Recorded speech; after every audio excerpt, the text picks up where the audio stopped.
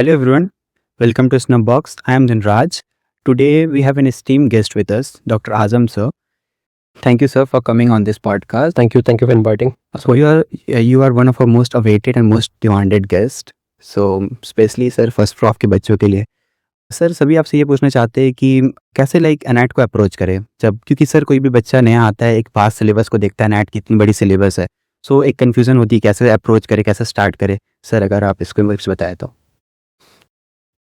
सारे जो first year MBBS के स्टूडेंट्स हैं, like all the first prop students, मैं सबसे पहले उनको ये कहना चाहूँगा कि एक्चुअली एक फोबिया है एनाटमी को लेकर, एक मिसकॉन्सेप्शन है कि anatomy is like very much subject which has to be just memorised, but it is absolutely wrong. It's absolutely wrong like that. It is a very, very conceptual subject. It's all about approaching that one properly. So if the students watches my videos or if they attend my offline classes anywhere, those students will come to know. जो student ने मेरी class attend की है उनको पता है कि actually ये सब्जेक्ट जो है ना, it's not like just mugging up. उसको एक तरीके से अप्रोच करना होता है. जैसा फॉर एग्जांपल न्यूरोएनाटमी है, तो न्यूरोएनाटमी का जो सीक्वेंस आपके टेक्स्ट बुक में दिया होता है, हेड एंड नेक का जो सीक्वेंस आपके टेक्स्ट बुक में दिया होता है, उस सीक्वेंस से पढ़ोगे बड़ा रैंडमली लगेगा, क्लटर्ड लगेगा. तो एक तरीका होता है इसका पढ़ने का कि अगर आप ट्रायंगल्स ऑफ नेक सबसे पहले स्टार्टिंग में पढ़ लोगे तो बिल्कुल भी नहीं समझ में आएगा. तो आप अगर मेरे वीडियोस में देखोगे, अगर आप मेरे लेक्चर्स में देखोगे, तो सबसे आखिरी में होगा. तो एक मेथड होता है पढ़ने का, and embryology, beautiful embryology, deal be proper concepts in that one. So main thing, my basic advice to all the first year MBBS students will be like please remove that misconception from the mind. अगर आपको कोई कह भी रहा है कि anatomy बहुत mugging up करने वाला सब्जेक्ट है, सिर्फ रट्टा मारने वाला सब्जेक्ट है, तो ऐसा नहीं है. It's conceptual. वो कॉन्सेप्ट को अप्रोच करना आना चाहिए. That is something really important. Sir, do you think there is any difference between FMGs and Indian medical graduates, like in approaching and क्या उनके संग कुछ ऐसा दिक्कत होगी फ्यूचर में? नहीं है, ऐसा कुछ नहीं है. There is like no difference between, when it comes to studies, there is no difference between the foreign medical graduates and Indian medical graduates. Of course पढ़ना तो वही सब्जेक्ट है, 19 सब्जेक्ट्स. सिलेबस तो वहाँ पर चेंज नहीं होगा, ह्यूमन बीइंग चेंज नहीं होगा, सिस्टम्स चेंज नहीं होंगे. In fact I can say that foreign medical graduates are actually having a lot to be sacrificed when compared to the Indian medical graduates. सबसे पहली बात हम समझ ही सकते हैं, हम इंडियंस जो होते हैं, we are very close to our parents and all. We don't have like foreign culture के, हम अपने बड़ों के साथ में नहीं रहते हैं घर में. तो सबसे पहले उनको अपने घर से दूर रहना होता है. वो इमोशनल ट्रॉमा जो होता है, that itself is a big thing, कि बीइंग अवे एंड कुछ समय के लिए नहीं है, it's huge time, it's a big time. तो 5-6 साल के लिए फॉरेन मेडिकल ग्रेजुएट को बाहर रहना होता है. And not only that, immediately after +12 तक हमको ना पैम्परिंग वाली आदत होती है, घर का खाना खाना, maids will be there to help you out and all.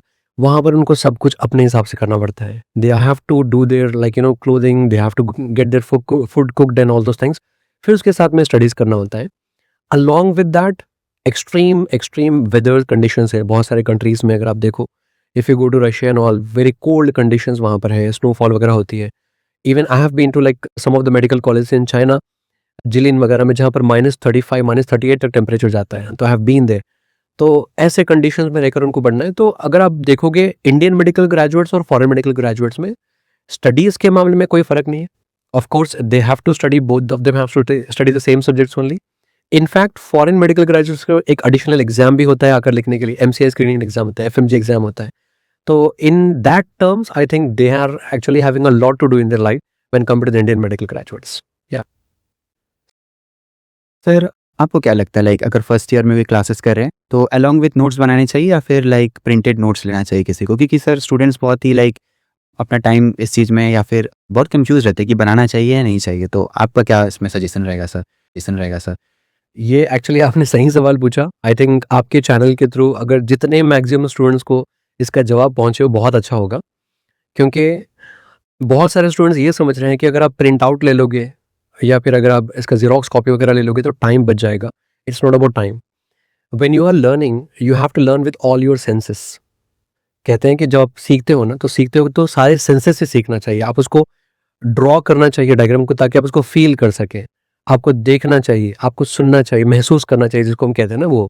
तो आजकल वाली मतलब ये जो मॉडर्न जनरेशन में जिस तरीके से चल रहा है कि मतलब मॉडर्न गैजेट्स वगैरह लेकर अपने आप को कूल दिखाकर कि हम बस सुन लेंगे, हम बस देख लेंगे, प्रिंट आउट कर लेंगे, ऐसा नहीं होता है.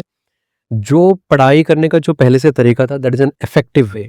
Even till day today I am telling you, आज भी अगर मुझे मेरे स्टूडेंट्स को कोई टॉपिक आसान बनानी हो, अगर मेरे स्टूडेंट्स को कुछ टॉपिक मुझे बताना है कि इस टॉपिक को मैं कैसे आसान बनाऊँ, क्लास में किस आसानी से प्रेज़ेंट करूँ, तो आज भी वही होता है, पेन, पेपर, पेंसिल, इरेज़र। मैं खुद भी बैठकर डायग्राम बनाता हूँ कि इसको कैसे उसको आसान बनाया जाए एंड ऑल। तो उसको कोई रिप्लेस नहीं कर सकता है, नथिंग कैन रिप्लेस। बोलने के लिए सारी चीज़ें बड़ी कूल लगती है कि बस हमने पीडीएफ ले लिया, प्रिंट आउट ले लिया एंड ऑल दोज़ थिंग्स, लेकिन इफ़ेक्टिव नहीं है। इफ़ेक्टिव वही होता है ड्राइंग। तो यहाँ से हम फर्स्ट प्रॉफ स्टूडेंट को ये मैसेज भी दे सकते हैं कि जो एनाटॉमी मैं पढ़ाता हूँ, मेरा पढ़ाने का तरीका है इमेज बेस्ड एनाटॉमी।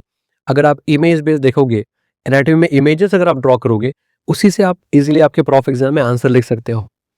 तो जितना आप डायग्राम्स ड्रॉ करोगे, उतना ही आपको जो है ना इजीली पढ़ने में हेल्प होगा, एनाटॉमी उतनी ही आसान होगी।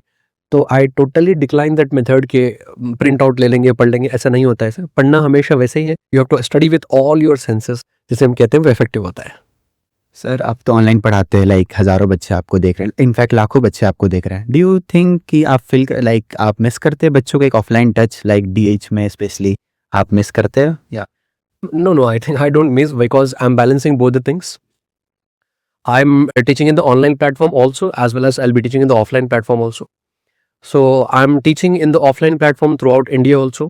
For both Indian medical graduates, I'll be teaching them NEET PG, as well as the foreign medical graduates, उनके लिए मैं MCA classes लेता हूँ offline में. Apart from that, not only in India, apart from that, in many countries, many places, I'll be going there and teaching them offline. So I'm trying to balance both the things. क्योंकि online platform तो ठीक है, that is actually having its own advantages. जैसे online में जो हम पढ़ाते हैं, तो recently I was speaking to one of my student and I was even surprise, मैं भी सरप्राइज था। लास्ट वीक ही मुझे ना 2 स्टूडेंट्स के मैसेज आए थे, वन फ्रॉम पोलैंड। तो मुझे पता नहीं, I have never been to Poland, but students are studying there and he was writing there all in our entire medical college, all of them are studying from your lecture sir करके। Similarly I was getting message from Somalia and all. So online platform की ये खूबसूरती है कि हम बिना वहाँ पर पहुँचा सकते हैं अपनी बात को।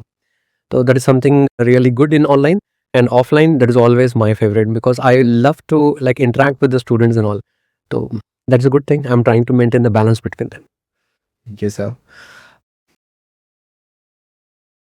आप अगर, जैसे ये मेरा पर्सनली डाउट था सर, कि अगर मैं आपके लेक्चर्स देखता हूँ सर, देन उसके बाद मैं कैसे अप्रोच करूँ? डू यू थिंक कि मुझे बीडीसी पढ़ना चाहिए उसके बाद, या फिर like I should like go for the notes जो भी मैंने क्लास में बनाए, या फिर मुझे बुक रीडिंग करना चाहिए? सर प्लीज़ सर इसमें बता दीजिए। इसमें देखिए सर, बिल्कुल भी मैं ये नहीं कहूँगा कि आप किसी टेक्स्ट बुक को रिप्लेस करो। जी। Text books are text books, of course they are like our bibles. जैसे हम कहते हैं ना, Gray's anatomy is like bible of anatomy करके। तो टेक्स्ट बुक का कोई रिप्लेसमेंट नहीं है। मेरा सिर्फ काम इतना है कि मैं आप और आपकी किताब, आप और आपके टेक्स्ट बुक के बीच में आता हूँ। तो मैं उस चीज़ को कैसे अप्रोच करना है वो बताता हूँ। तो मेरा इतना ही काम है।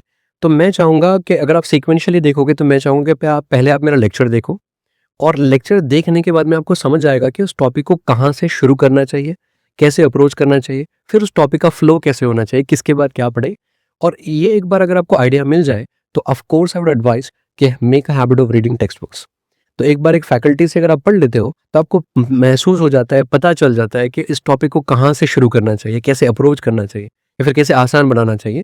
फिर उसके बाद अगर आप टेक्स्ट बुक पढ़ोगे तो वो आसान हो जाएगा। तो इसलिए मैं इसको ऐसे मतलब वर्ड्स में पुट ऑन करूँगा कि there is no replacement of textbook. मेरे लेक्चर्स ऐसा नहीं है कि टेक्स्ट बुक छोड़कर आप यही पढ़ो, बिल्कुल नहीं है।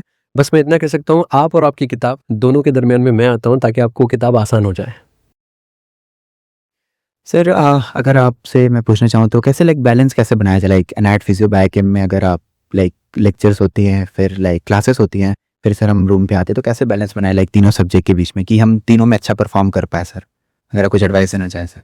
Of course you can actually make your schedule by yourself. इसमें मैं आपको बस एक एडवाइस ये देना चाहूँगा, हमेशा स्टूडेंट्स क्या करते हैं ना, दूसरों से पूछते हैं कि मतलब इसको शेड्यूल को कैसे बनाया जाए। मेरा थोड़ा ओपिनियन अलग है, टोटली अलग है एक्चुअली, देखा जाए ना, टोटली 360 डिग्री ऑपोजिट ओपिनियन है।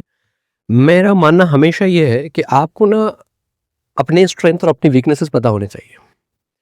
अब मान लो कि हम दोनों दोस्त हैं, और आप भी जो ना फर्स्ट ईयर में हो और मैं भी फर्स्ट ईयर में हूँ। आपको भी एनाट बायोकेम फिजियो पढ़ना है, मुझे भी एनाट बायोकेम फिजियो पढ़ना है। हो सकता है एनाटॉमी मेरे लिए आसान हो, आपके लिए डिफिकल्ट हो सकता है फिजियोलॉजी मेरे लिए डिफिकल्ट हो, आपके लिए आसान हो।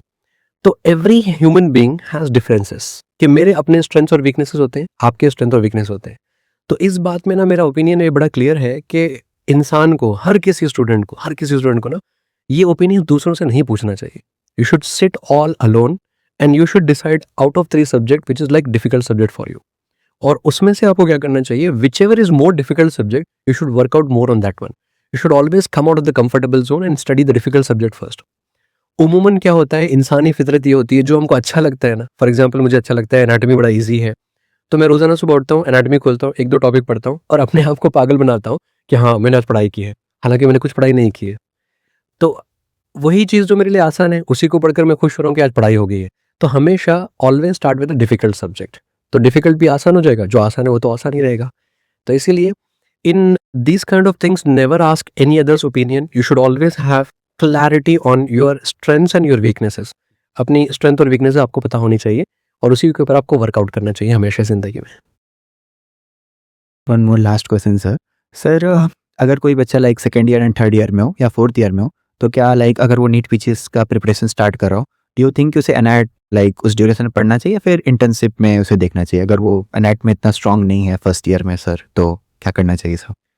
देखिए, मैं इस बारे में आपको एक बात बताऊंगा कि थ्रू आउट द वर्ल्ड, पूरी दुनिया में, ना इस मेडिकल कॉलेज में करके नहीं है, पूरी दुनिया में एमबीबीएस का जो करिकुलम बनाया गया है एक सीक्वेंशियल ऑर्डर में बनाया गया है, जैसे प्री क्लिनिकल सब्जेक्ट्स है, फिर पैरा क्लिनिकल सब्जेक्ट्स, आपको क्लिनिकल सब्जेक्ट्स है.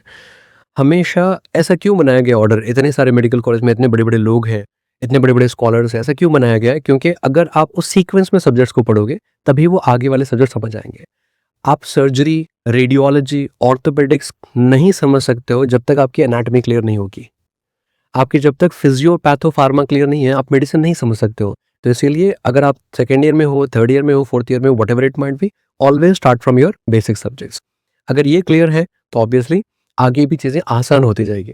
अगर आप डायरेक्टली जंप करोगे कि मैं थर्ड ईयर में हूँ, I directly start with ENT and I start with medicine and all those things, फिर आपको कहीं ना कहीं रीटोग्रेड वापस आना ही पड़ेगा और बेसिक्स पढ़ना ही पड़ेगा. तो क्यों ना पहले बेसिक्स से स्टार्ट करें. थैंक यू सर, आपने हमें अपॉर्चुनिटी दिया कि हम बात कर पाए सर आपसे. एंड सर दुबई से आप आए यहाँ पे. Thank you sir for that. Thank you sir. Thank you.